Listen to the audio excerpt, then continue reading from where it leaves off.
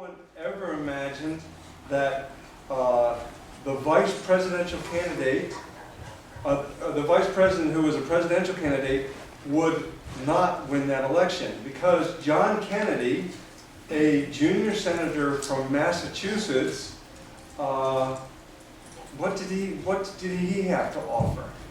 And I have to tell you, I grew up in Washington, D.C., and I knew all these political figures. My mother, who had worked on Capitol Hill, she knew everybody.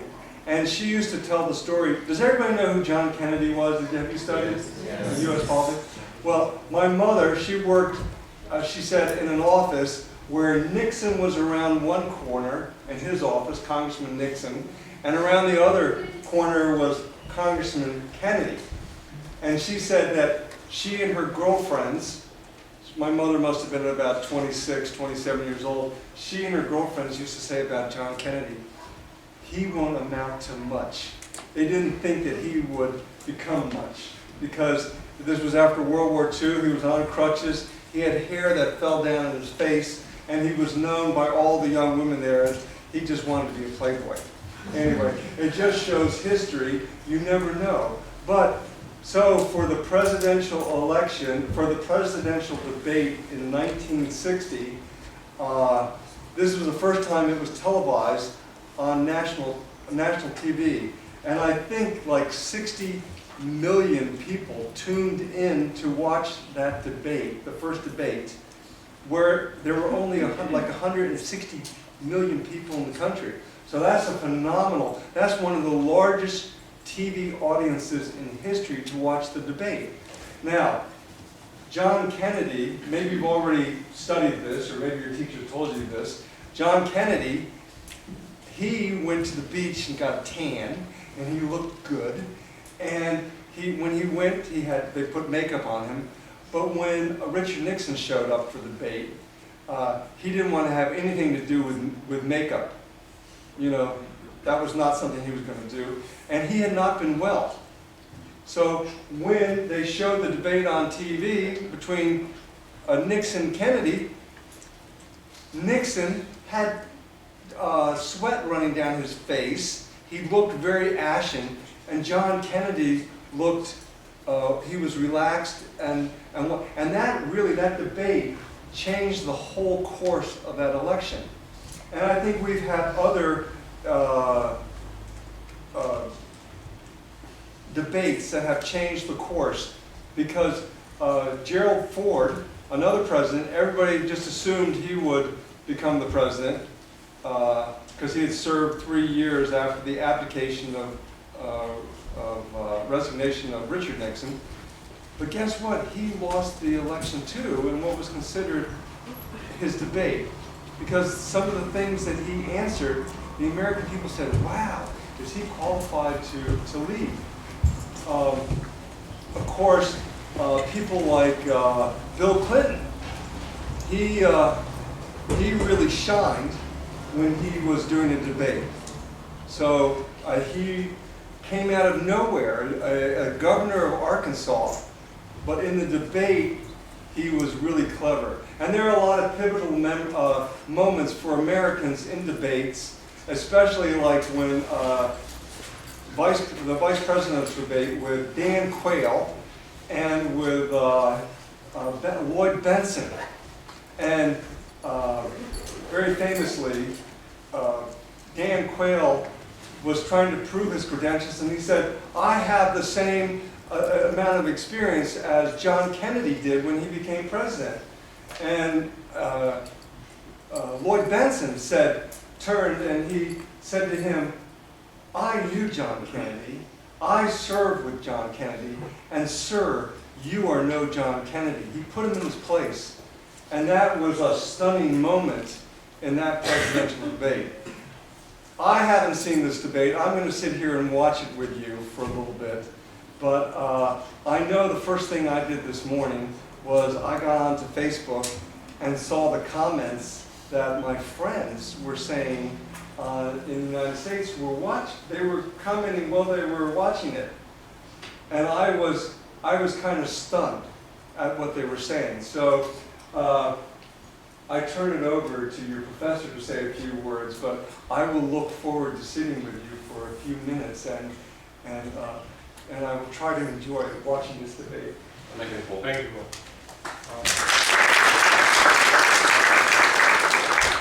There were about 17,000 tweets per minute last night during the debate. So it was probably the most watched debate on TV ever. Not just by Americans, but by the whole world, because of course we have discussed this in classes. The United States presidential election has an impact not only on the United States, but I think on the whole world. And we in Kosovo know that probably better than anyone else. This is the first one.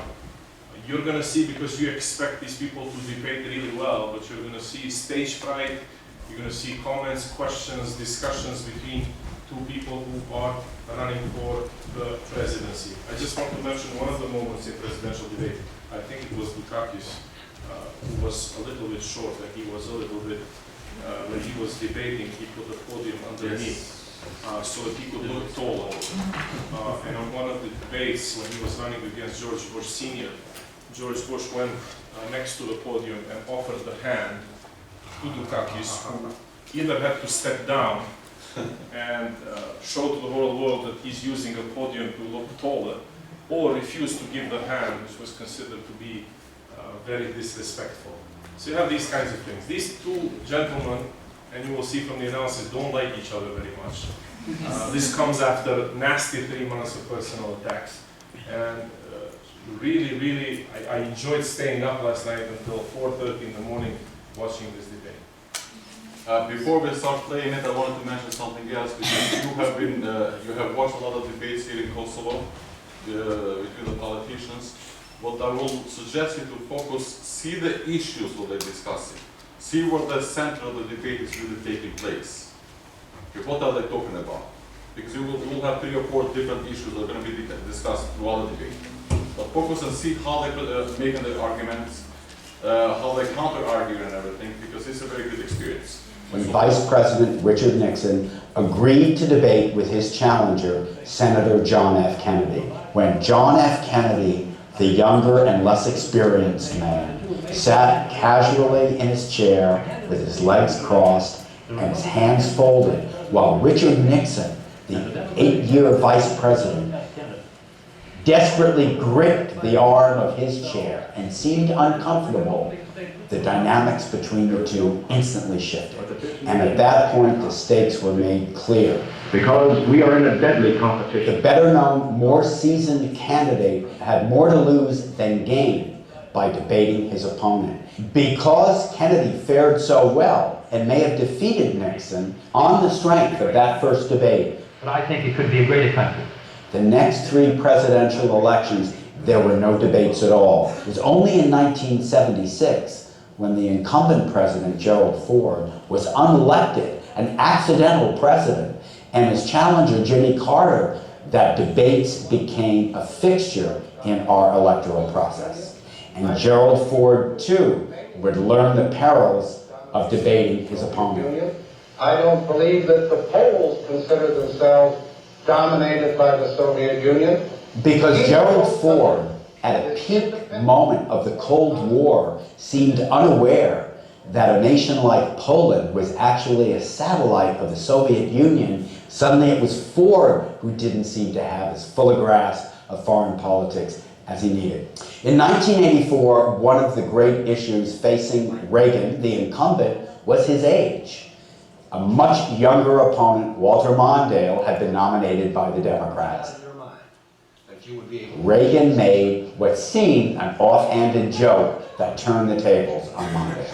I will not make age an issue of this campaign. I am not going to exploit, for political purposes, my opponent's youth and inexperience. In 1992, when the incumbent George H.W. Bush faced Bill Clinton, there was a generational difference between these two candidates. And the much younger Clinton seemed more energetic and engaged. He was especially strong at town hall meetings, where he took questions directly from the public, while George H.W. Bush seemed to hold them at a distance. Small state for 12 years. I'll tell you how it's affected me. In the 2000 election, one of the questions facing George Bush, the Republican nominee, was whether he had the seasoning and judgment to hold the nation's highest office. But something George Bush understood, maybe better than Al Gore, was how the public watching the debate would react to the comportment and demeanor of the two candidates. And Al Gore, who was very knowledgeable and a master of policy, got a little more aggressive with George Bush than many viewers liked. But can you get things done? And I believe I can. When Barack Obama emerged in 2008 as the Democratic nominee, whose excitement was generated in part by his youth, when he debated the much older John McCain, there was a feeling among many viewers that Senator McCain was not showing proper respect. You know who voted for it? You might never know. That one, you know. Modern presidential debates are not really so much about the candidates' policies and ideas as about their characters and personalities. And in a time when campaigns are so carefully scripted, the televised debate is the unscripted moment where maybe the real personality or the character of the candidate shows through. The 2012 presidential debates between President Barack Obama, the Democratic nominee, and former Massachusetts Governor Mitt Romney, the Republican nominee. This debate and the next three, two presidential, one vice presidential, are sponsored by the Commission on Presidential Debates. Tonight's 90 minutes will be about domestic issues and will follow a format designed by the Commission. There will be 6 roughly 15-minute segments with 2-minute answers for the first question, then open discussion for the remainder of each segment. Thousands of people offered suggestions on segment subjects or questions via the internet and other means, but I made the final selections, and for the record, they were not submitted for approval to the Commission or the candidates. The segments, as I announced in advance, will be 3 on the economy and 1 each on healthcare, the role of government, and governing, with an emphasis throughout on differences, specifics, and choices. Both candidates will also have 2-minute closing statements. The audience here in the hall has promised to remain silent. No cheers, applause, boos, hisses, among other noisy, distracting things, so we may all concentrate on what the candidates have to say. There is a noise exception right now, though, as we welcome President Obama and Governor Romney.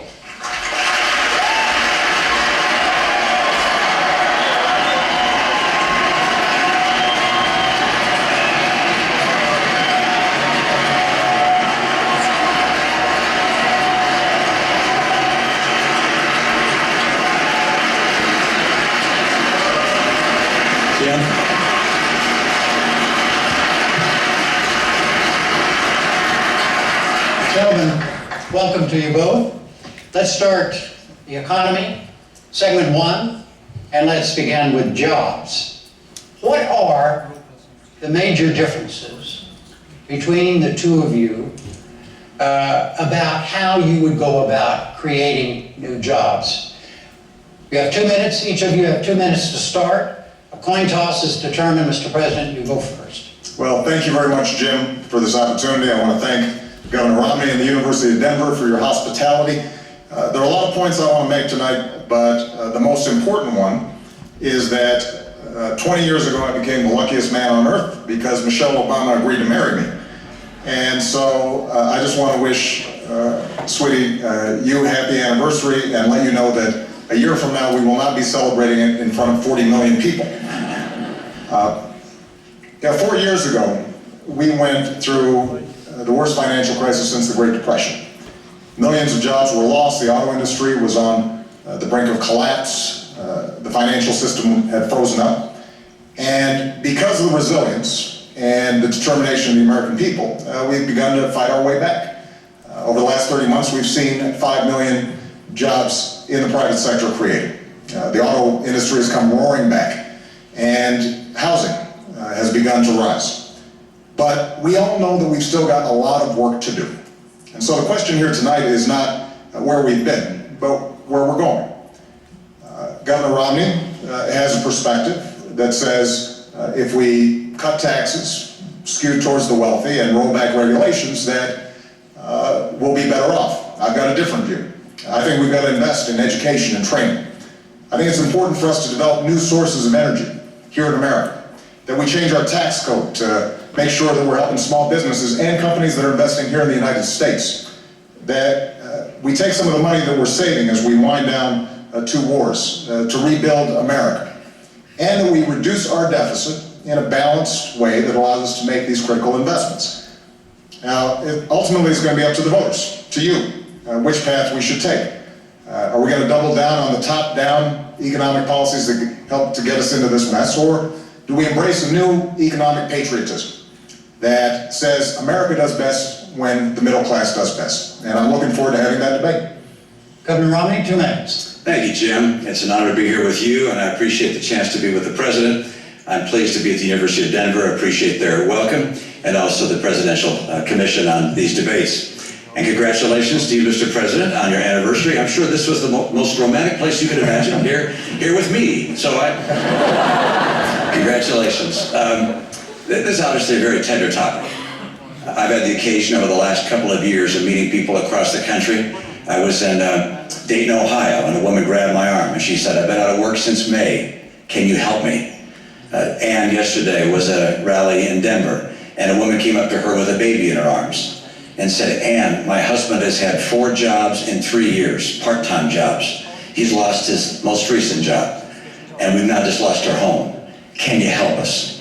And the answer is yes, we can help, but it's going to take a different path, not the one we've been on, not the one the President describes as a top-down, cut taxes for the rich. That's not what I'm going to do. My plan has 5 basic parts. 1, get us energy independent, North American energy independent. That creates about 4 million jobs. Number 2, open up more trade, particularly in Latin America. Crack down on China if and when they cheat. Number 3, make sure our people have the skills they need to succeed and the best schools in the world. We're far away from that now. Number 4, get us to a balanced budget.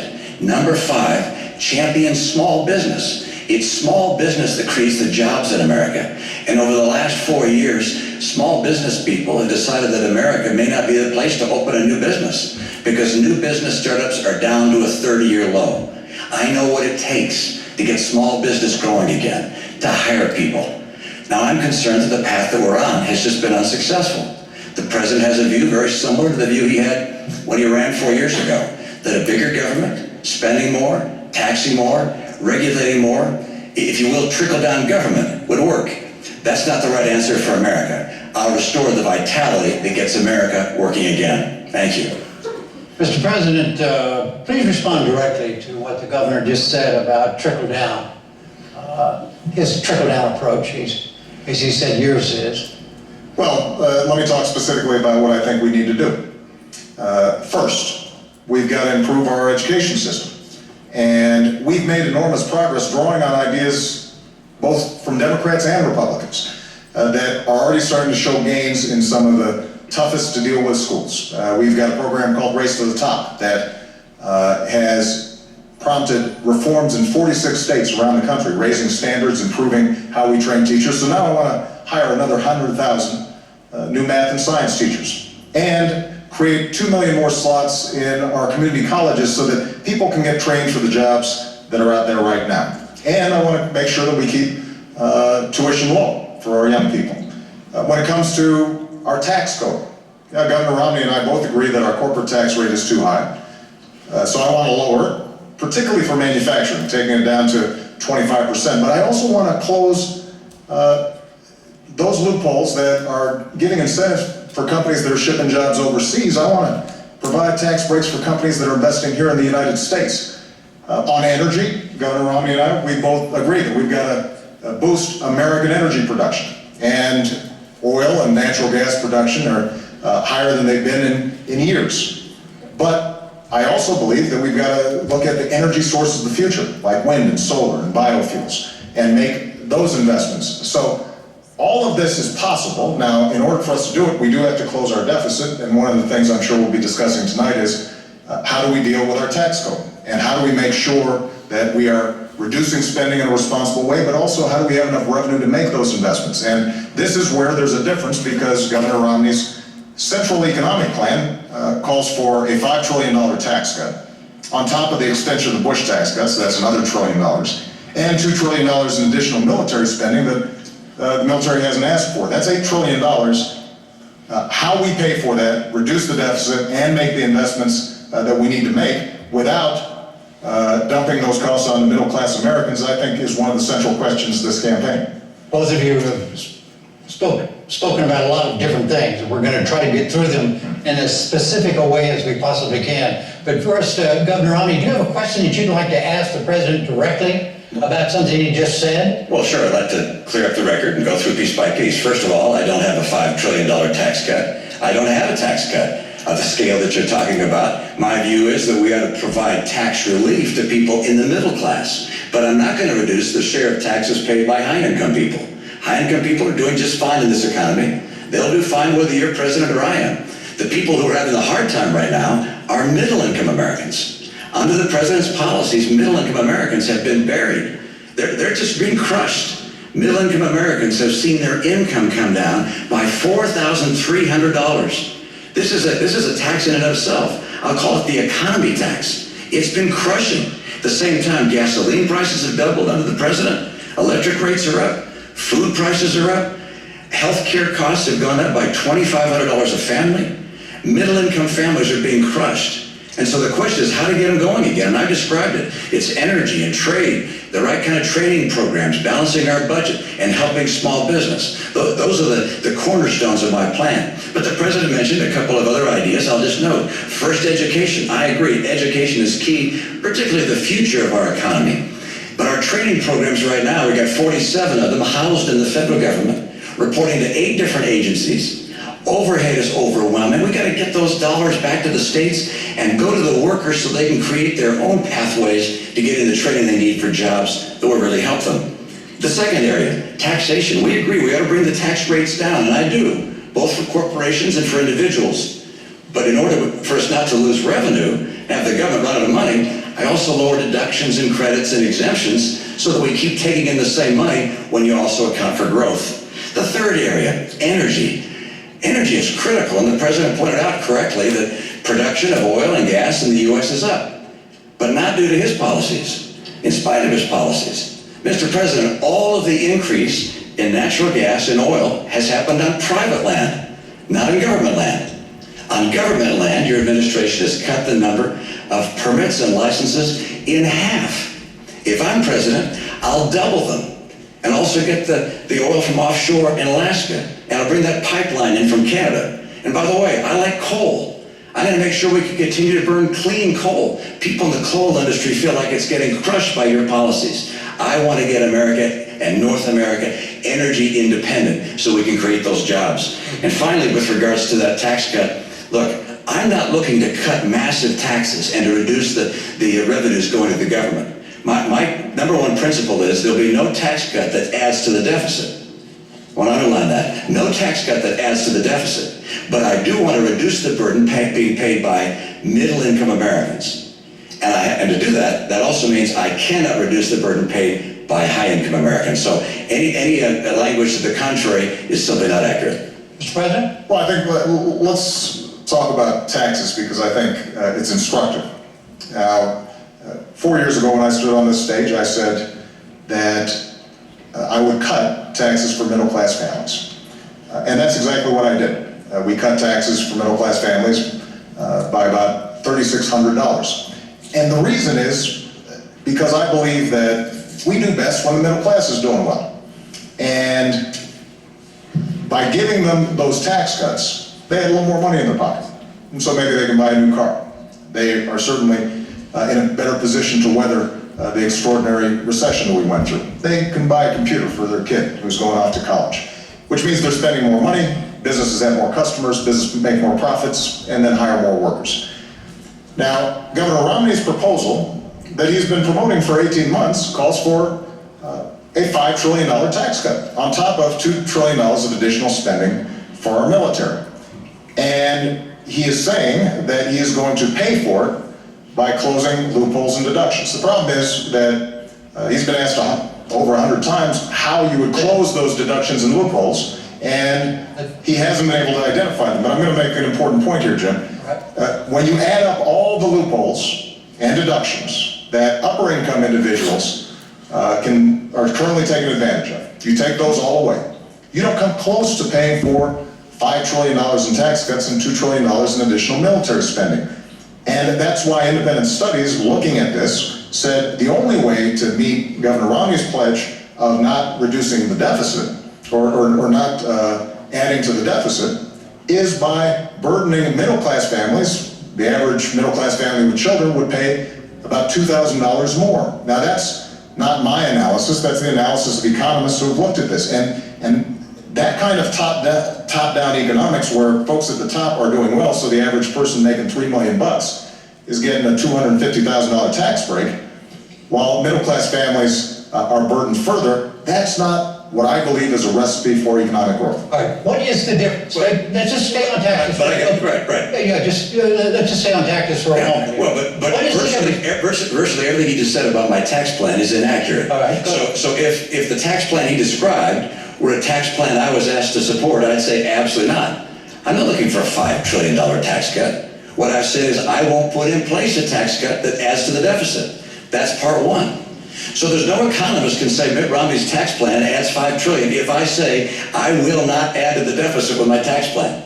Number two, I will not reduce the share paid by high-income individuals. I know that you and your running mate keep saying that, and I know it's a popular thing to say with a lot of people, but it's just not the case. Look, I got 5 boys. I'm used to people saying something that's not always true, but just keep on repeating it and ultimately hoping I'll believe it. But that is not the case, all right? I will not reduce the taxes paid by high-income Americans. And number 3, I will not, under any circumstances, raise taxes on middle-income families. I will lower taxes on middle-income families. Now, you cite a study.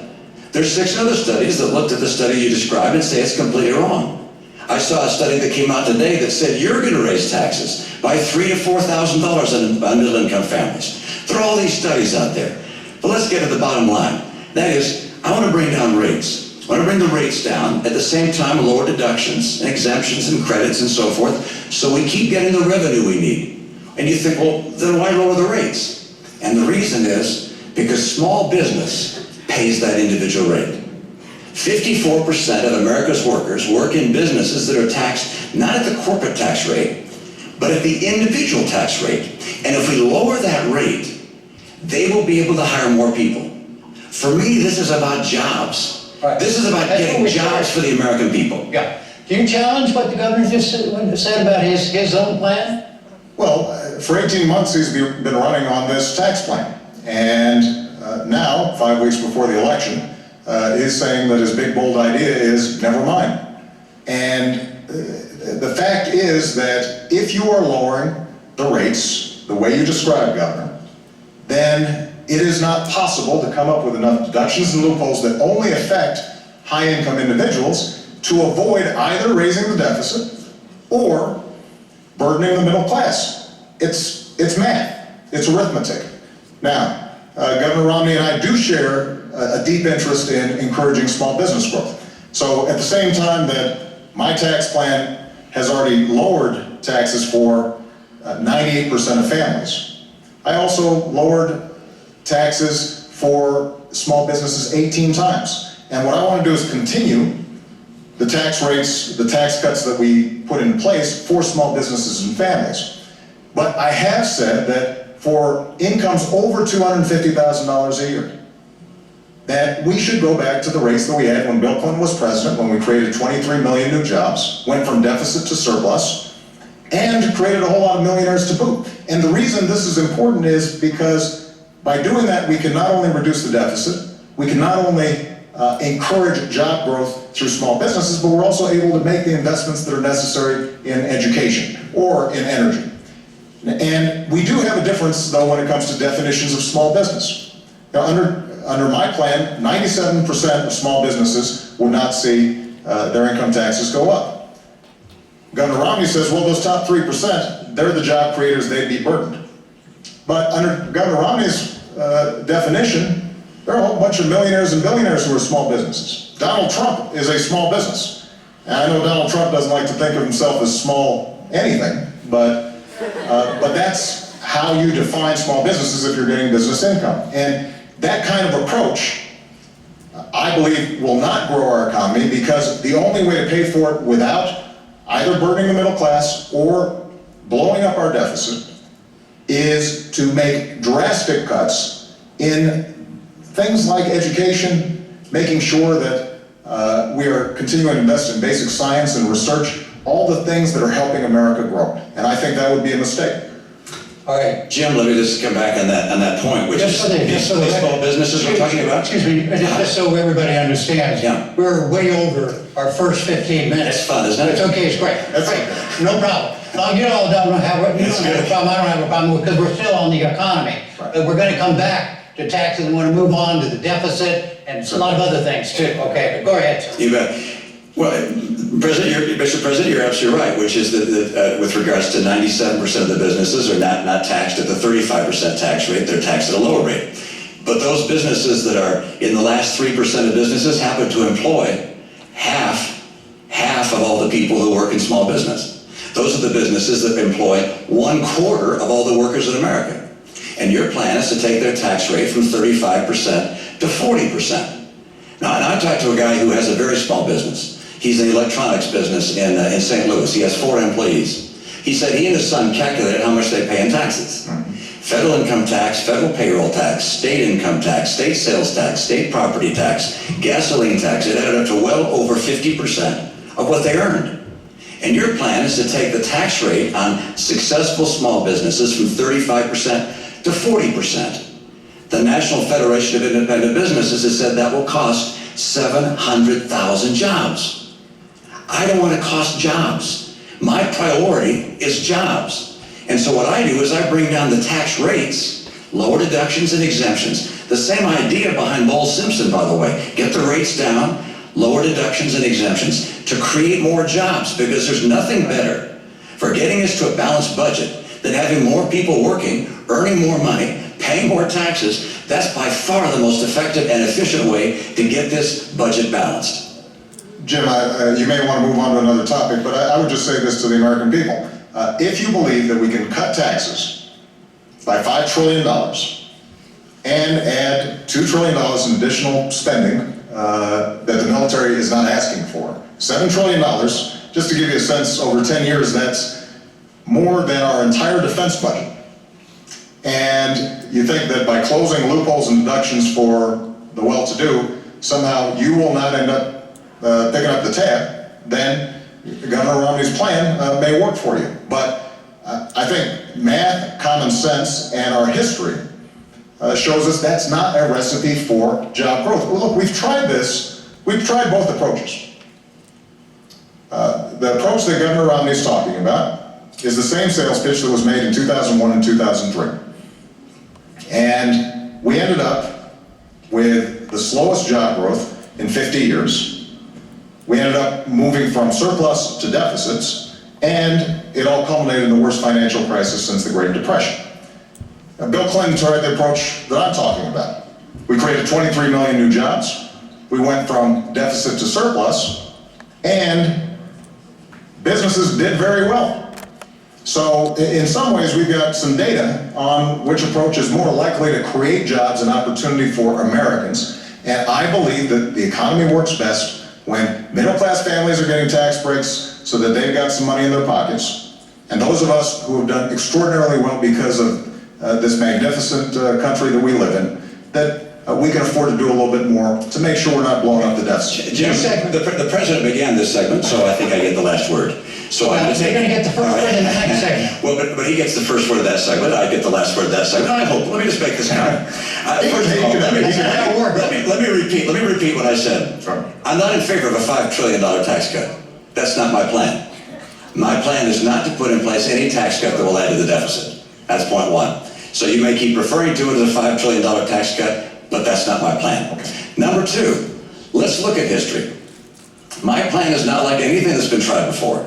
My plan is to bring down rates, but also bring down deductions and exemptions and credits at the same time, so the revenue stays in, but that we bring down rates to get more people working. My priority is putting people back to work in America. They're suffering in this country. And we talk about evidence. Look at the evidence of the last 4 years. It's absolutely extraordinary. We've got 23 million people out of work or stopped looking for work in this country. Right. We got, when the president took office, 32 million people on food stamps, 47 million on food stamps today. Economic growth this year, slower than last year, and last year slower than the year before. Going forward with the status quo is not going to cut it for the American people who are struggling today. All right, let's talk, we're still on the economy. This is theoretically now a second segment, still on the economy, and specifically on what to do about the federal deficit, the federal debt. And the question, you each have 2 minutes on this, and Governor Romney, you go first because the President went first on segment 1. And the question is this: what are the differences between the two of you as to how you go about tackling the deficit problem in this country? Oh, good. I'm glad you raised that, and it's a critical issue. I think it's not just an economic issue. I think it's a moral issue. I think it's frankly not moral for my generation to keep spending massively more than we take in, knowing those burdens are going to be passed on to the next generation. And they're going to be paying the interest and the principal all their lives. And the amount of debt we're adding at $1 trillion a year is simply not moral. So how do we deal with it? Well, mathematically, there are 3 ways that you can cut a deficit. One, of course, is to raise taxes. Number 2 is to cut spending. And number 3 is to grow the economy. Because if more people work in a growing economy, they're paying taxes, and you can get the job done that way. The president would prefer raising taxes. I understand. The problem with raising taxes is that it slows down the rate of growth, and you can never quite get the job done. I want to lower spending and encourage economic growth at the same time. What things would I cut from spending? Well, first of all, I will eliminate all programs by this test if they don't pass it. Is the program so critical it's worth borrowing money from China to pay for it? And if not, I'll get rid of it. Obamacare's on my list. I apologize, Mr. President. I use that term with all respect. I like it. Good. Okay, good. So I'll get rid of that. I'm sorry, Jim. I'm going to stop the subsidy to PBS. I'm going to stop other things. I like PBS. I love Big Bird. Actually, like you too. But I'm not going to keep on spending money on things to borrow money from China to pay for. So that's number 1. Number 2, I'll take programs that are currently good programs, but I think could be run more efficiently at the state level and send them to the state. Number 3, I'll make government more efficient. I'm going to cut back the number of employees, combine some agencies and departments. My cutbacks will be done through attrition, by the way. This is the approach we have to take to get America to a balanced budget. The president said he'd cut the deficit in half. Unfortunately, he doubled it. $1 trillion deficits for the last 4 years. The president's put it in place as much public debt, almost as much debt held by the public as all prior presidents combined. Mr. President, 2 minutes. When I walked into the Oval Office, I had more than $1 trillion deficit greeting me. And we know where it came from. 2 wars that were paid for on a credit card, 2 tax cuts that were not paid for, and a whole bunch of programs that were not paid for, and then a massive economic crisis. And despite that, what we've said is, yes, we had to take some initial emergency measures to make sure we didn't slip into a Great Depression. But what we've also said is, let's make sure that we are cutting out those things that are not helping us grow. So, 77 government programs, everything from aircrafts that the Air Force had ordered but weren't working very well. 18 government programs for education that were well-intentioned but weren't helping kids learn. We went after medical fraud in Medicare and Medicaid very aggressively, more aggressively than ever before, and have saved tens of billions of dollars, $50 billion of waste taken out of the system. And I worked with Democrats and Republicans to cut $1 trillion out of our discretionary domestic budget. That's the largest cut in the discretionary domestic budget since Dwight Eisenhower. Now, we all know that we've got to do more. And so I put forward a specific $4 trillion deficit reduction plan. It's on a website. You can look at all the numbers, what cuts we make and what revenue we raise. And the way we do it is $2.50 for every cut. We ask for $1 of additional revenue paid for, as I indicated earlier, by asking those of us who have done very well in this country to contribute a little bit more to reduce the deficit. Governor Romney earlier mentioned the Bowles-Simpson Commission. Well, that's how the commission, bipartisan commission that talked about how we should move forward, suggested we have to do it in a balanced way with some revenue and some spending cuts. And this is a major difference that Governor Romney and I have. Let me just finish this point because you're looking for contrast. You know, when Governor Romney stood on a stage with other Republican candidates for the nomination, and he was asked, would you take $10 of spending cuts for just $1 of revenue? And he said no. Now, if you take such an unbalanced approach, then that means you are going to be gutting our investments in schools and education. It means that Governor Romney talked about Medicaid and how we could send it back to the states, but effectively this means a 30% cut in the primary program we help for seniors who are in nursing homes, for kids who are with disabilities. Mr. President, and that is not a right strategy for us to move forward. way over the 2 minutes. Sorry. Governor, what about Simpson Bowles? Do you support Simpson Bowles? Simpson Bowles, the president should have grabbed that. No, I mean, do you support Simpson Bowles? I have my own plan. It's not the same as Simpson Bowles, but in my view, the president should have grabbed it. If you wanted to make some adjustments to it, take it, go to Congress, fight for it. That's what we've done. Made some adjustments to it, and we're putting it forward before Congress right now. $4 trillion plan. But you've been president 4 years. You've been president 4 years. Right. You said you cut the deficit in half. It's now 4 years later. We still have $1 trillion deficits. The CBO says we'll have $1 trillion deficit each of the next 4 years. If you're reelected, we'll get to a $1 trillion debt. I mean, you have said before you'd cut the deficit in half. And I love this idea of $4 trillion in cuts. You found $4 trillion of ways to reduce or to get closer to a balanced budget, except we still show $1 trillion deficits every year. That doesn't get the job done. Let me come back and say, why is it that I don't want to raise taxes? Why don't I want to raise taxes on people?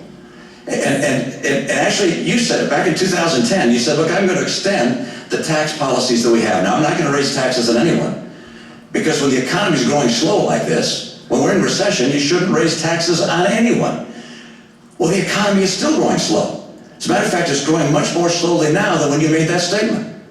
And so if you believe the same thing, you just don't want to raise taxes on people.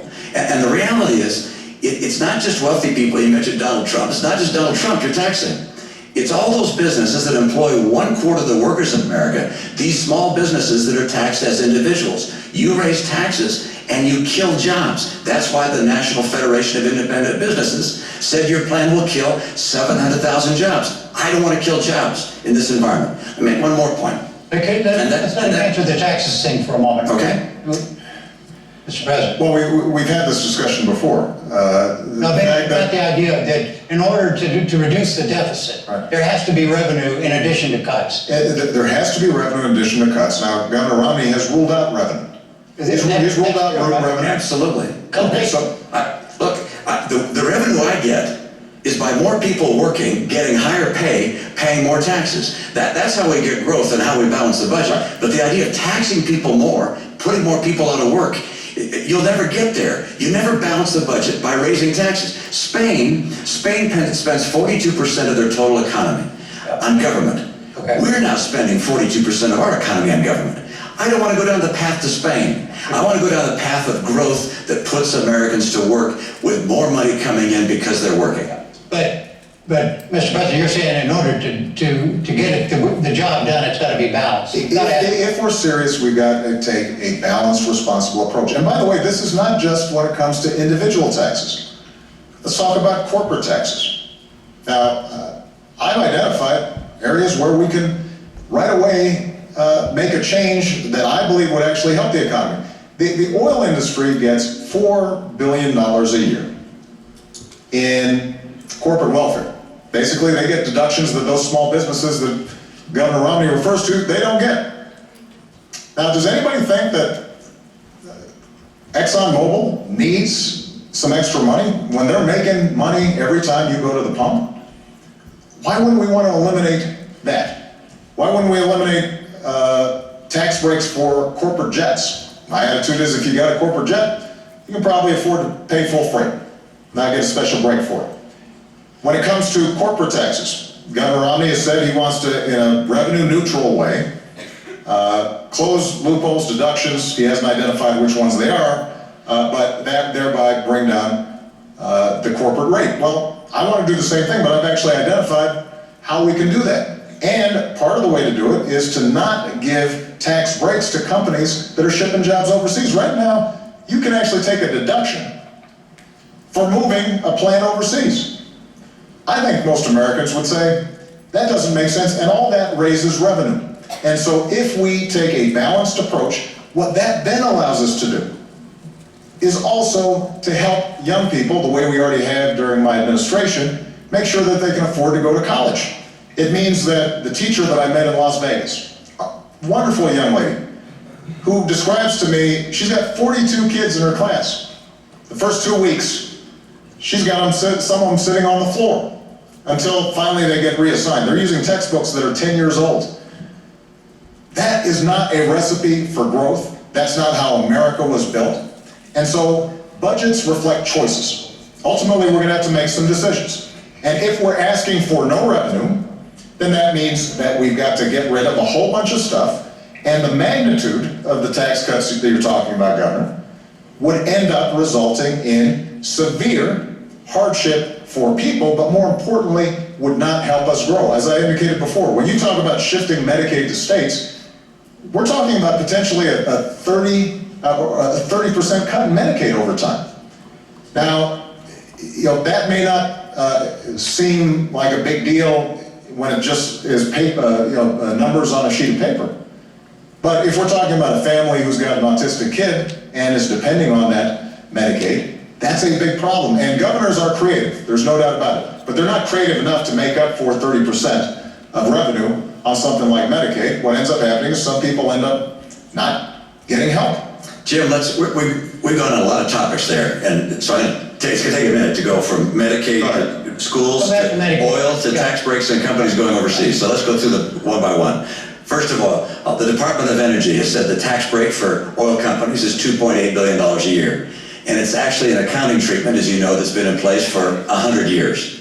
Now, it's time to end it. And in 1 year, you provided $90 billion in breaks to the green energy world. Now, I like green energy as well, but that's about 50 years worth of what oil and gas receives. And you say Exxon and Mobil. Actually, this $2.8 billion goes largely to small companies, to drilling operators and so forth. But if we get that tax rate from 35% down to 25%, well, that $2.8 billion is on the table. Of course it's on the table. That's probably not going to survive if you get that rate down to 25%. But don't forget, you put $90 billion, like 50 years worth of breaks into solar and wind, to Solyndra, and Fisker, and Tesla, and Enter1. I mean, I had a friend who said, you don't just pick the winners and losers, you pick the losers. All right? So this is not the kind of policy you want to have. You want to get America energy secure. The second topic, which is you said you get a deduction for taking a plant overseas. Look, I've been in business for 25 years. I have no idea what you're talking about. I maybe need to get a new accountant. But the idea that you get a break for shipping jobs overseas is simply not the case. What we do have right now is a setting where I'd like to bring money from overseas back to this country. And finally, Medicaid to states, I'm not quite sure where that came in except this, which is I would like to take the Medicaid dollars that go to states and say to a state, you're going to get what you got last year plus inflation plus 1%, and then you're going to manage your care for your poor in the way you think best. And I remember as a governor, when this idea was floated by Tommy Thompson, the governors, Republican and Democrats, said, please let us do that. We can care for our own poor in so much better and more effective a way than having the federal government tell us how to care for our poor. So let's state, one of the magnificent things about this country is the whole idea that states are the laboratories of democracy. Don't have the federal government tell everybody what kind of training programs they have to have and what kind of Medicaid they have to have. Let states do this. And by the way, if a state gets in trouble, well, we can step in and see if we can find a way to help them. But the right approach is one which relies on the brilliance of our people and states, not the federal government. 2 seconds, and we're going on still on the economy on another part of it. Okay. All right. This is segment 3, the economy. Entitlements. First answer goes to you. 2 minutes, Mr. President. Do you see a major difference between the two of you on Social Security? I suspect that on Social Security, we've got a somewhat similar position. Social Security is structurally sound. It's going to have to be tweaked the way it was by Ronald Reagan and Democratic Speaker Tip O'Neill. But the basic structure is sound. But I want to talk about the values behind Social Security and Medicare. And then talk about Medicare, because that's the big driver of our deficits right now. You know, my grandmother, some of you know, helped to raise me. My grandparents did. My grandfather died a while back. My grandmother died 3 days before I was elected president. And she was fiercely independent. She worked her way up, only had a high school education, started as a secretary, ended up being the vice president of a local bank. And she ended up living alone by choice. And the reason she could be independent was because of Social Security and Medicare. She had worked all her life, put in this money, and understood that there was a basic guarantee, a floor under which she could not go. And that's the perspective I bring when I think about what's called entitlements. The name itself implies some sense of dependency on the part of these folks. These are folks who've worked hard, like my grandmother, and there are millions of people out there who are counting on this. So my approach is to say, how do we strengthen the system over the long term? And in Medicare, what we did was we said, we are going to have to bring down the costs if we're going to deal with our long-term deficits. But to do that, let's look where some of the money's going. $716 billion we were able to save from the Medicare program by no longer overpaying insurance companies, by making sure that we weren't overpaying providers. And using that money, we were actually able to lower prescription drug costs for seniors by an average of $600, and we were also able to make a significant dent in providing them the kind of preventive care that will ultimately save money throughout the system. So the way for us to deal with Medicare in particular is to lower healthcare costs. When it comes to Social Security, as I said, you don't need a major structural change in order to make sure that Social Security is there for the future. We'll follow up on this. First, Governor Romney, you have 2 minutes on Social Security and entitlements. Well, Jim, our seniors depend on these programs, and I know anytime we talk about entitlements, people become concerned that something's going to happen that's going to change their life for the worse. And the answer is neither the President nor I are proposing any changes for any current retirees or near retirees, either to Social Security or Medicare. So if you're 60 or around 60 or older, you don't need to listen any further. But for younger people, we need to talk about what changes are going to be occurring. Oh, I just thought about one.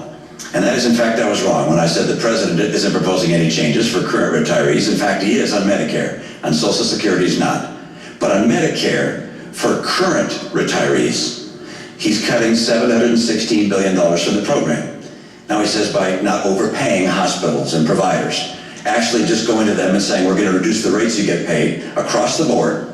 Everybody's going to get a lower rate. That's not just going after places where there's abuse, that's saying we're cutting the rates. Some 15% of hospitals and nursing homes say they won't take any more Medicare patients under that scenario. We also have 50% of doctors who say they won't take more Medicare patients. We have 4 million people on Medicare Advantage that will lose Medicare Advantage because of those $716 billion in cuts. I can't understand how you can cut Medicare $716 billion for current recipients of Medicare. Now you point out, well, we're putting some back. We're going to give a better prescription program. That's $1 for every 15 you've cut. They're smart enough to know that's not a good trade. I want to take that $716 billion you've cut and put it back into Medicare. By the way, we can include a prescription program if we need to improve it. But the idea of cutting $716 billion from Medicare to be able to balance the additional cost of Obamacare is, in my opinion, a mistake. And with regards to young people coming along, I've got proposals to make sure Medicare and Social Security are there for them without any question. Mr. President. First of all, I think it's important for Governor Romney to present this plan that he says will only affect folks in the future. And the essence of the plan is that he would turn Medicare into a voucher program. It's called premium support, but it's understood to be a voucher program. And you don't support that? I don't, and let me explain why. Again, that's for future people, right? Not for current retirees. So if you're 54 or 55, you might want to listen, because this will affect you. The idea, which was originally presented by Congressman Ryan, your running mate, is that we would give a voucher to seniors, and they could go out in the private marketplace and buy their own health insurance. The problem is that because the voucher wouldn't necessarily keep up with healthcare inflation, it was estimated that this would cost the average senior about $6,000 a year. Now, in fairness, what Governor Romney has now said is he'll maintain traditional Medicare alongside it. But there's still a problem, because what happens is those insurance companies are pretty clever at figuring out who are the younger and healthier seniors. They recruit them, leaving the older, sicker seniors in Medicare. And every healthcare economist who looks at it says over time what will happen is the traditional Medicare system will collapse. And then what you've got is folks like my grandmother at the mercy of the private insurance system, precisely at the time when they are most in need of decent health care. So I don't think vouchers are the right way to go. And this is not my only my opinion. AARP thinks that the savings that we obtained from Medicare bolstered the system, lengthened the Medicare trust fund by 8 years. Benefits were not affected at all. And ironically, if you repeal Obamacare, and I have become fond of this term, Obamacare, if you repeal it, what happens is those seniors right away are going to be paying $600 more in prescription care. They're now going to have to be paying copays for basic checkups that can keep them healthier. And the primary beneficiary of that repeal are insurance companies that are estimated to gain billions of dollars back when they aren't making seniors any healthier. And I don't think that's the right approach when it comes to making sure that Medicare is stronger over the long term. We'll talk about specifically about healthcare in a moment, but do you support the voucher system, Governor? What I support is no change for current retirees and near retirees to Medicare, and the President supports taking $716 billion out of that program. What about vouchers? So that's number one. Right. Number two is for people coming along that are young. What I do to make sure that we can keep Medicare in place for them is to allow them either to choose the current Medicare program or a private plan, their choice. They get to choose, and they'll have at least 2 plans that will be entirely at no cost to them. So they don't have to pay additional money, no additional $6,000, that's not going to happen. They'll have at least 2 plans. And by the way, if the government can be as efficient as the private sector and offer premiums that are as low as the private sector, people will be happy to get traditional Medicare, or they'll be able to get a private plan. I know my own view is, I'd rather have a private plan. I just as soon not have the government telling me what kind of health care I get. I'd rather be able to have an insurance company. If I don't like them, I can get rid of them and find a different insurance company. But people make their own choice. The other thing we have to do to save Medicare, we have to have the benefits high for those that are low income, but for higher income people, we're going to have to lower some of the benefits. We have to make sure this program is there for the long term. That's the plan that I put forward. By the way, the idea came not even from Paul Ryan or Senator Wyden, who's a co-author of the bill with Paul Ryan in the Senate, but also came from Bill Clinton's chief of staff. This is an idea that's been around a long time, which is saying, hey, let's see if we can't get competition into the Medicare world so that people can get the choice of different plans at lower cost, better quality, I believe, in competition. Jim, if I can just respond very quickly. First of all, every study has shown that Medicare has lower administrative costs than private insurance does, which is why seniors are generally pretty happy with it. And private insurers have to make a profit. Nothing wrong with that. That's what they do. And so you've got higher administrative costs plus profit on top of that. And if you are going to save any money through what Governor Romney is proposing, what has to happen is that the money has to come from somewhere.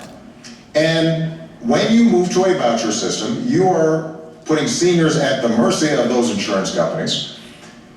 And over time, if traditional Medicare has decayed or fallen apart, then they're stuck. And this is the reason why AARP has said that your plan would weaken Medicare substantially. And that's why they were supportive of the approach that we took. That one last point I want to make. We do have to lower the cost of healthcare, not just in Medicare and Talk about Medicaid, that in a minute. but overall. Oh, okay. And So That's a big topic. Can we step in is here? Yeah, I want to get to it, but all I want to do is go very Let's quickly get back to before we leave the Medicare. economy. Let's get back to Medicare. No, The president said that the government can provide the service at lower cost and without a profit. All right. If that's the case, then it will always be the best product that people can purchase. But my experience is the private sector typically is able to provide a better product at a lower cost. Can the two of you agree that the voters have a choice, a clear choice between the two of you on Medicare? Absolutely. All right. So, to finish quickly, briefly, on the economy, what is your view about the level of federal regulation of the economy right now? Is there too much? And in your case, Mr. President, should there be more? Beginning with you. This is not a new 2-minute segment. Just start, and we'll go for a few minutes, and then we're going to go to healthcare, okay? Regulation is essential. You can't have a free market work if you don't have regulation. As a business person, I had to have I need to know the regulations. I needed them there. You couldn't have people opening up banks in their garage and making loans. I mean, you have to have regulations so that you can have an economy work. Every free economy has good regulation. At the same time, regulation can become excessive. Is it excessive now? In some places, yes. Other places, no. It can become out of date. And what's happened with some of the legislation that's been passed during the president's term, you've seen regulation become excessive, and it's hurt the economy. Let me give you an example. Dodd-Frank was passed, and it includes within it a number of provisions that I think have some unintended consequences that are harmful to the economy. One is it designates a number of banks as too big to fail, and they're effectively guaranteed by the federal government. This is the biggest kiss that's been given to New York banks I've ever seen. This is an enormous boon for them. There have been 122 community and small banks have closed since Dodd-Frank. So there's one example. Here's another. In Dodd-Frank, it says... You want to repeal Dodd-Frank? Well, I would repeal it and replace it. We're not going to get rid of all regulation. You have to have regulation. And there's some parts of Dodd-Frank that make all the sense in the world. You need transparency. You need to have leverage limits for institutions. Well, there's a specific. Let's mention the other one. Let's talk about the big one. No, let's not. Okay. Let's let him respond. Let's let him respond to this specific on Dodd-Frank and what the governor just said. Well, I think this is a great example. The reason we have been in such an enormous economic crisis it was prompted by reckless behavior across the board. Now, it wasn't just on Wall Street.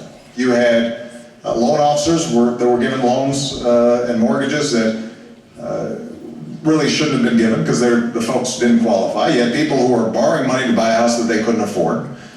You had credit agencies that were stamping these as A1 great investments when they weren't. But you also had banks making money hand over fist, churning out products that the bankers themselves didn't even understand in order to make big profits, but knowing that it made the entire system vulnerable. So what did we do? We stepped in and had the toughest reforms on Wall Street since the 1930s. We said, you've got banks, you've got to raise your capital requirements. You can't engage in some of this risky behavior that is putting Main Street at risk.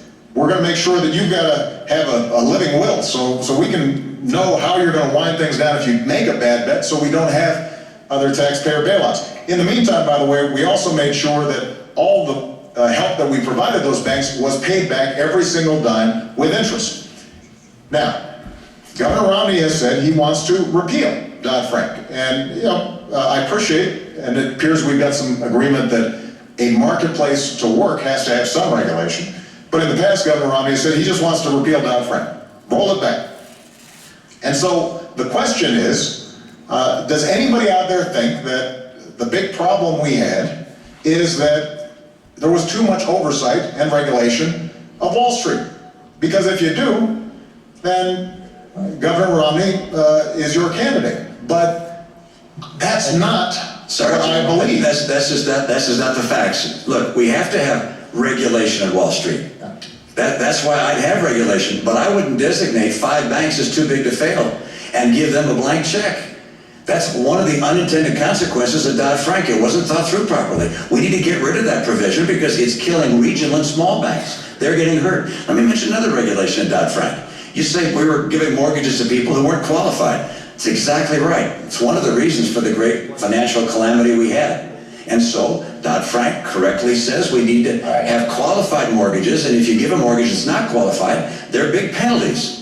Except they didn't ever go on to define what a qualified mortgage was. It's been 2 years. We don't know what a qualified mortgage is yet. So banks are reluctant to make loans, mortgages. Try and get a mortgage these days. It's hurt the housing market because Dodd-Frank didn't anticipate putting in place the kinds of regulations you have to have. It's not that Dodd-Frank always was wrong with too much regulation. Sometimes they didn't come out with the clear regulations.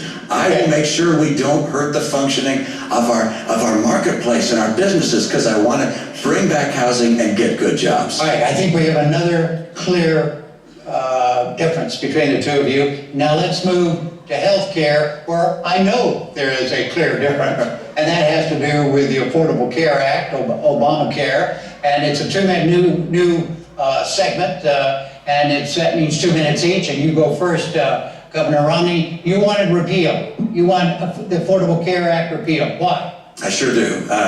Well, in part, it comes again from my experience. I was in New Hampshire. A woman came to me and she said, look, I can't afford insurance for myself or my son. I met a couple in Appleton, Wisconsin, and they said, we're thinking of dropping our insurance. We can't afford it. And the number of small businesses I've gone to that are saying they're dropping insurance because they can't afford it, the cost of health care is just prohibitive.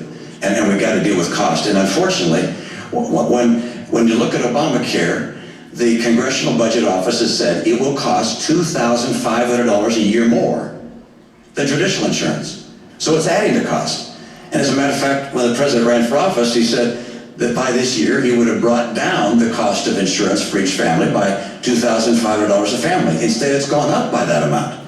So it's expensive. Expensive things hurt families. So that's one reason I don't want it. Second reason, it cuts $716 billion from Medicare to pay for it. I want to put that money back in Medicare for our seniors. Number three, it puts in place an unelected board that's going to tell people ultimately what kind of treatments they can have. I don't like that idea. Fourth, there was a survey done of small businesses across the country.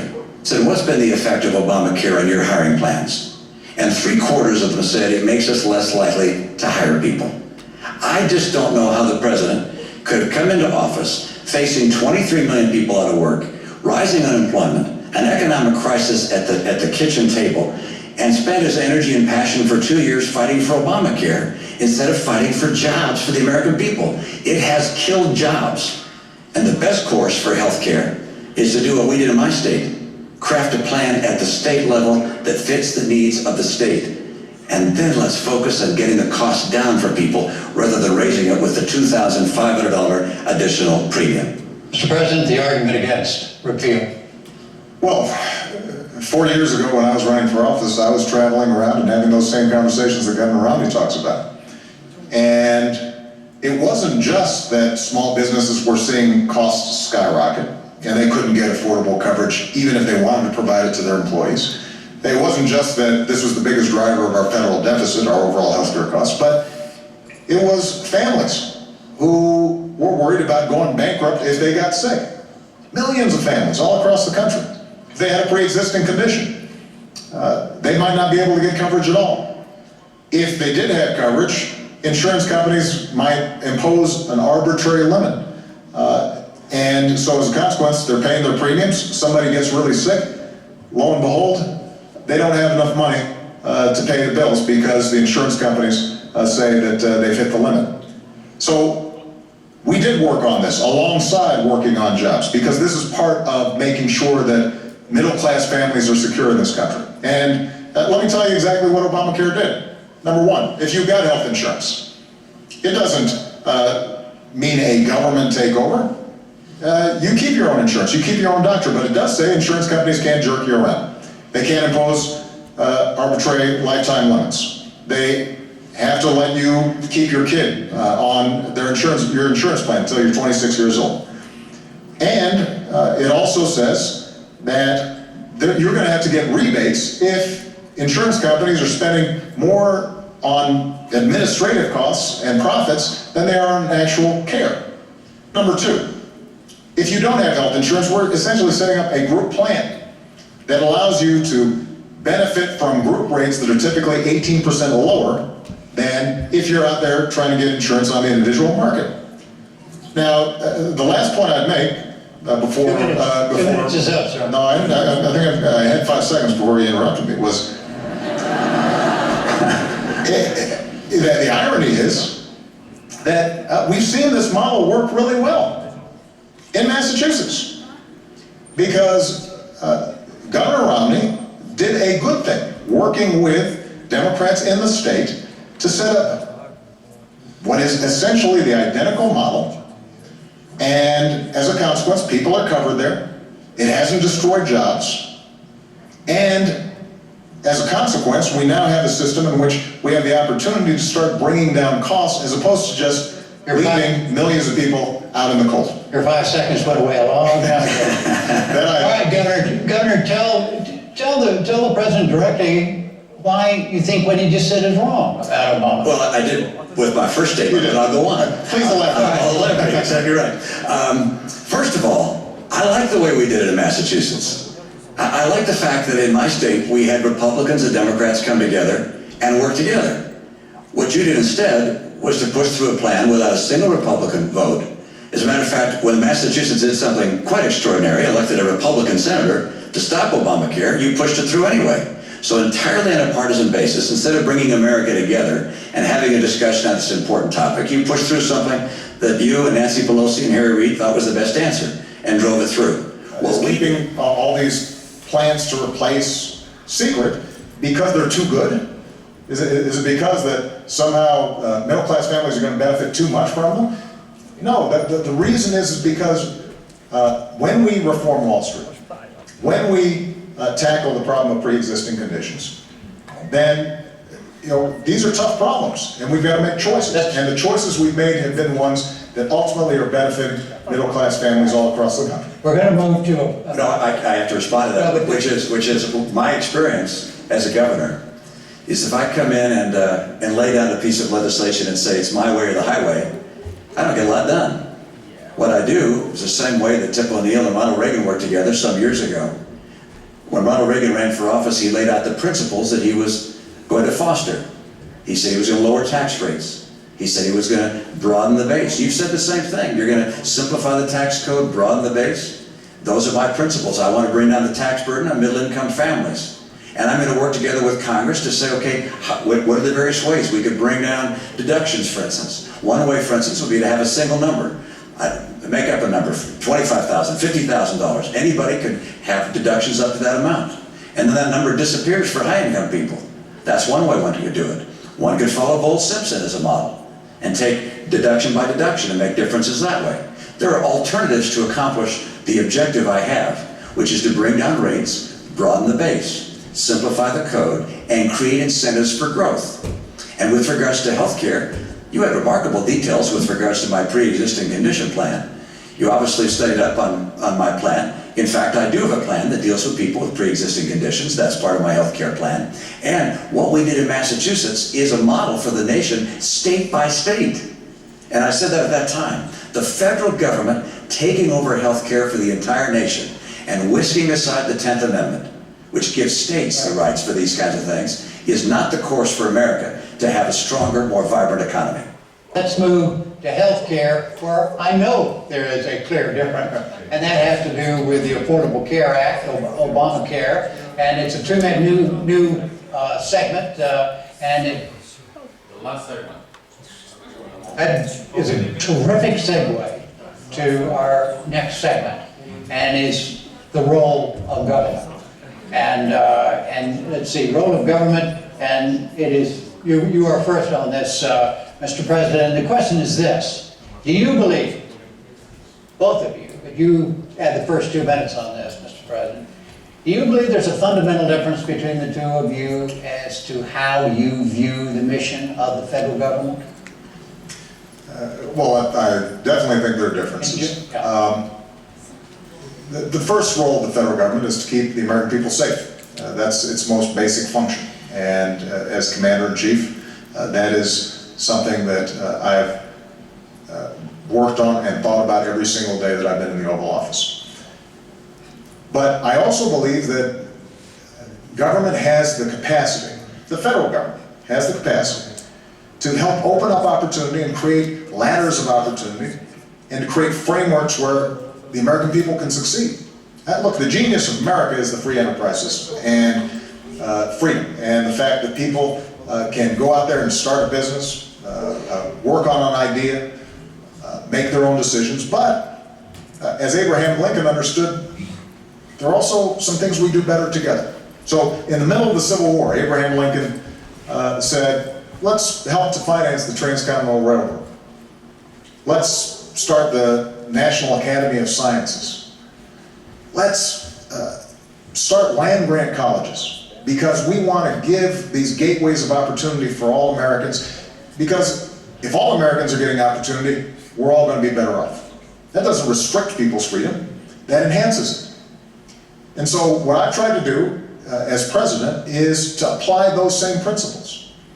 And when it comes to education, what I've said is we've got to reform schools that are not working. We used something called Race to the Top. It wasn't a top-down approach, Governor. What we've said is to states, we'll give you more money if you initiate reforms. And as a consequence, you have 46 states around the country who have made a real difference. But what I've also said is, let's hire another 100,000 math and science teachers to make sure we maintain our technological lead and our people are skilled and able to succeed. And hard-pressed states right now can't all do that. In fact, we've seen layoffs of hundreds of thousands of teachers over the last several years, and Governor Romney doesn't think we need more teachers. I do, because I think that that is the kind of investment where the federal government can help. It can't do it all, but it can make a difference. And as a consequence, we'll have a better trained workforce, and that will create jobs because companies want to locate in places where we've got a skilled workforce. 2 minutes, Governor, on the role of government. Your view. Well, first, I love great schools. Massachusetts, our schools are ranked #1 of all 50 states. And the key to great schools, great teachers. So I reject the idea that I don't believe in great teachers or more teachers. Every school district, every state should make that decision on their own. The role of government. Look behind us. The Constitution and the Declaration of Independence. The role of government is to promote and protect the principles of those documents. First, life and liberty. We have a responsibility to protect the lives and liberties of our people, and that means a military second to none. I do not believe in cutting our military. I believe in maintaining the strength of America's military. Second, in that line that says we are endowed by our Creator with our rights, I believe we must maintain our commitment to religious tolerance and freedom in this country. That statement also says that we are endowed by our Creator with the right to pursue happiness as we choose. I interpret that as, one, making sure that those people who are less fortunate and can't care for themselves are cared by one another. We're a nation that believes that we're all children of the same God, and we care for those that have difficulties. Those that are elderly and have problems and challenges, those that are disabled, we care for them. And we look for discovery and innovation, all these things desired out of the American heart to provide the pursuit of happiness for our citizens. But we also believe in maintaining for individuals the right to pursue their dreams and not to have the government substitute itself for the rights of free individuals. And what we're seeing right now is, in my view, a trickle-down government approach, which has government thinking it can do a better job than free people pursuing their dreams, and it's not working. And the proof of that is 23 million people out of work. The proof of that is 1 out of 6 people in poverty. The proof of that is we've gone from 32 million on food stamps to 47 million on food stamps. The proof of that is that 50% of college graduates this year can't find work. We know that the path we're taking is not working. It's time for a new path. All right, let's go through some specifics in terms of how each of you views the role of government. Education. Does the federal government have a responsibility to improve the quality of public education in America? Well, the primary responsibility for education is of course, at the state and local level.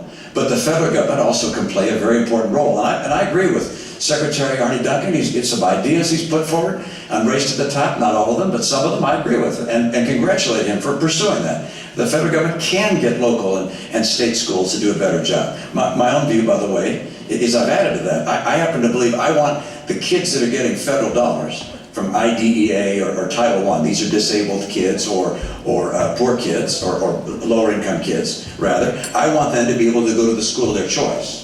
So all federal funds, instead of going to the to the state or to the school district. I'd have go, if you will, follow the child and let the parent and the child decide where to send their student. I didn't see the federal government's responsibility to, as I said, to improve the quality of public education in this country. Well, as I've indicated, I think that it has a significant role to play. Through our Race to the Top program, we've worked with Republican and Democratic governors to initiate major reforms, and they're having an impact right now. Do you think you have a difference with your views and those of Governor Romney about education? You know, this is where budgets matter, because budgets reflect choices. So when Governor Romney indicates that he wants to cut taxes and potentially benefit folks like me and him, and to pay for it, we're having to initiate significant cuts in federal support for education. That makes a difference. You know, his running mate, Congressman Ryan, put forward a budget that reflects many of the principles that Governor Romney's talked about. And it wasn't very detailed. This seems to be a trend, but what it did do is to, if you extrapolated how much money we're talking about, you'd look at cutting the education budget by up to 20%. When it comes to community colleges, we are seeing great work done out there all over the country, because we have the opportunity to train people for jobs that exist right now. And one of the things I suspect Governor Romney and I probably agree on is getting businesses to work with community colleges so that they're setting up their training programs. Do you agree, Governor? Let me just finish the point. By the way, I suspect there'll be a small around my state, by the way, yeah. Where they're partnering so that they're designing training programs, and people who are going through them know that there's a job waiting for them if they complete. Okay. That makes a big difference, but that requires some federal support. Let me just say one final example.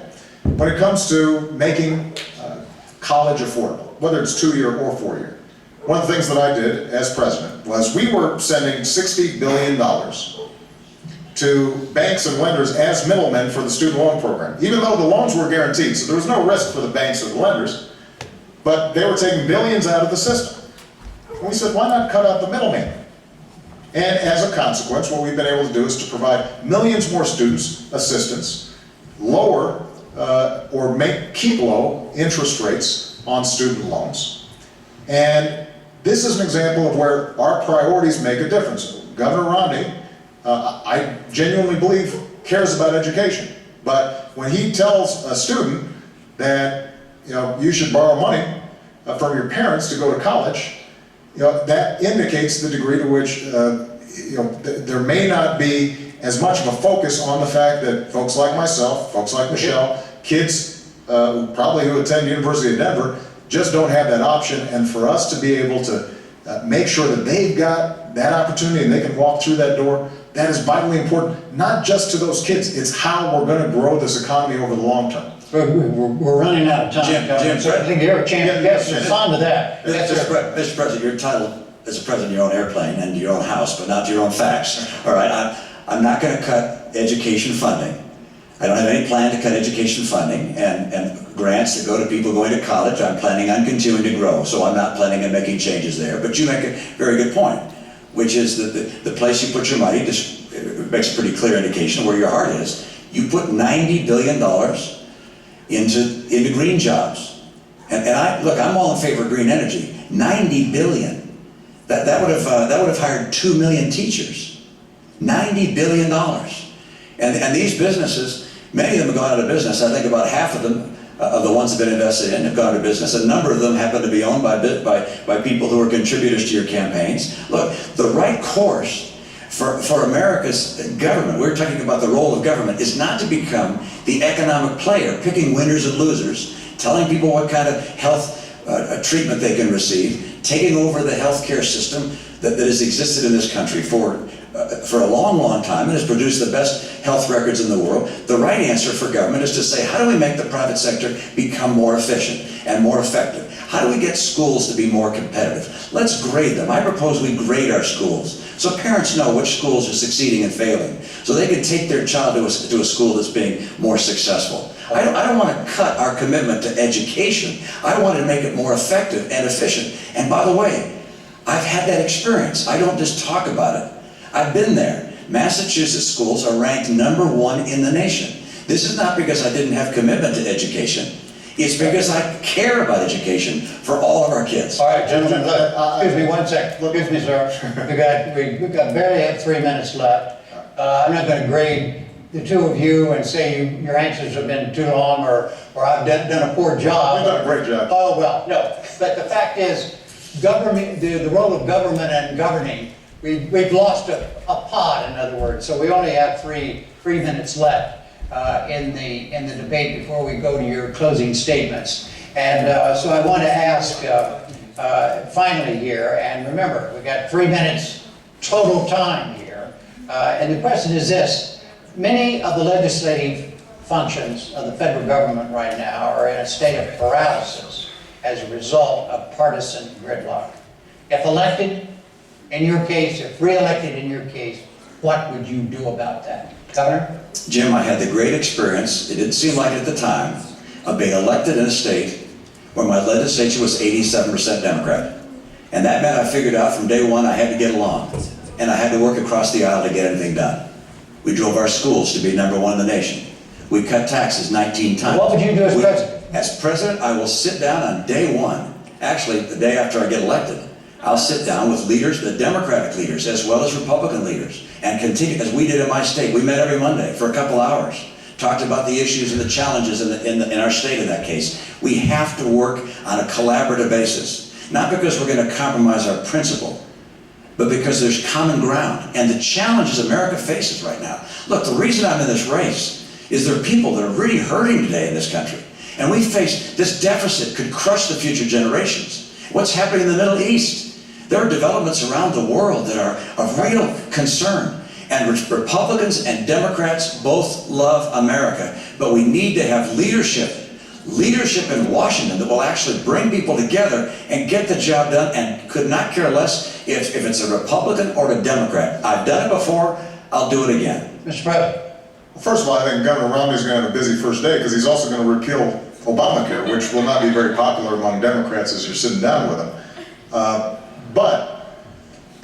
Look, my philosophy has been, I will take ideas from anybody, Democrat or Republican, as long as they're advancing the cause of making middle-class families stronger and giving ladders of opportunity to the middle class. That's how we cut taxes for middle-class families and small businesses. That's how we cut $1 trillion of spending that wasn't advancing that cause. That's how we signed 3 trade deals into law that are helping us to double our exports and sell more American products around the world. That's how we repealed Don't Ask, Don't Tell. That's how we ended the war in Iraq, as I promised, and that's how we're going to wind down the war in Afghanistan. That's how we went after Al-Qaeda and bin Laden. So we've seen progress even under Republican control of the House of Representatives. But ultimately, part of being principled, part of being a leader is A, being able to describe exactly what it is that you intend to do. Not just saying, I'll sit down, but you have to have a plan. Number 2, what's important is occasionally you've got to say no to folks both in your own party and in the other party. And yes, have we had some fights between me and the Republicans when they fought back against us reining in the excesses of Wall Street? Absolutely, because that was a fight that needed to be had. When we were fighting about whether or not we were going to make sure that Americans had more security with their health insurance, and they said no, yes, that was a fight that we needed to have. And so part of leadership and governing is both saying what it is that you are for, but also being willing to say no to some things. And I've got to tell you, Governor Romney, when it comes to his own party during the course of this campaign, has not displayed that willingness to say no to some of the more extreme parts of his party. That brings us to closing statements. There was a coin toss. Governor Romney, you won the toss, and you elected to go last, so you have a closing 2 minutes, Mr. President. Well, Jim, I want to thank you, and I want to thank Governor Romney, because I think this was a terrific debate, and I very much appreciate it. And I want to thank the University of Denver. 4 years ago, we were going through a major crisis, and yet my faith and confidence in the American future is undiminished. And the reason is because of its people. Because the woman I met in North Carolina who decided at 55 to go back to school because she wanted to inspire her daughter and now has a job from that new training that she's gotten. Because a company in Minnesota who was willing to give up salaries and perks for their executives to make sure that they didn't lay off workers during a recession. The auto workers that you meet in Toledo or Detroit take such pride in building the best cars in the world, not just because of the paycheck, but because it gives them that sense of pride that they're helping to build America. And so the question now is, how do we build on those strengths? And everything that I've tried to do, and everything that I'm now proposing for the next 4 years in terms of improving our education system or developing American energy, or making sure that we're closing loopholes for companies that are shipping jobs overseas and focusing on small business companies that are creating jobs here in the United States, or closing our deficit in a responsible, balanced way that allows us to invest in our future. All those things are designed to make sure that the American people, their genius, their grit, their determination is channeled, and they have an opportunity to succeed. And everybody's getting a fair shot, and everybody's getting a fair share. Everybody's doing a fair share, and everybody's playing by the same rules. You know, 4 years ago, I said that I'm not a perfect man and I wouldn't be a perfect president. And that's probably a promise that Governor Romney thinks I've kept. But I also promised that I'd fight every single day on behalf of the American people, the middle class, and all those who are striving to get in the middle class. I've kept that promise, and if you'll vote for me, then I promise I'll fight just as hard in the second term. Governor Romney, your 2 minutes close. Thank you, Jim, and Mr. President, thank you for tuning in this evening. This is an important election, and I'm concerned about America. I'm concerned about the direction America has been taking over the last 4 years. I know this is bigger than an election about the two of us as individuals. It's bigger than our respective parties. It's an election about the course of America. What kind of America do you want to have for yourself and for your children? And there really are two very different paths that we began speaking about this evening, and over the course of this month we're going to have 2 more presidential debates and a vice presidential debate. We'll talk about those 2 paths, but they lead in very different directions. And it's not just looking to our words that you have to take in evidence of where they go. You can look at the record. There's no question in my mind that if the president were to be reelected, you'll continue to see a middle-class squeeze, with incomes going down and prices going up. I'll get incomes up again. You'll see chronic unemployment. We've had 43 straight months with unemployment above 8%. If I'm president, I will help create 12 million new jobs in this country with rising incomes. If the president's reelected, Obamacare will be fully installed. In my view, that's going to mean a whole different way of life for people who counted on the insurance plan they had in the past. Many will lose it. You're going to see health premiums go up by some $2,500 per family. If I'm elected, we won't have Obamacare. We'll put in place the kind of principles that I've put in place in my own state and allow each state to craft their own programs to get people insured, and we'll focus on getting the cost of health care down. If the president were to be reelected, you're going to see a $716 billion cut to Medicare. You'll have 4 million people who will lose Medicare Advantage. You'll have hospitals and providers that will no longer accept Medicare patients. I'll restore that $716 billion to Medicare. And finally, military. The president's reelected, you'll see dramatic cuts to our military. The Secretary of Defense has said these would be even devastating. I will not cut our commitment to our military. I will keep America strong and get America's middle class working again. Thank you, Jim. Thank you, Governor. Thank you, Mr. President. The next debate will be the vice presidential event on Thursday, October 11th at Center College in Danville, Kentucky. For now, from the University of Denver, I'm Jim Lara. Thank you.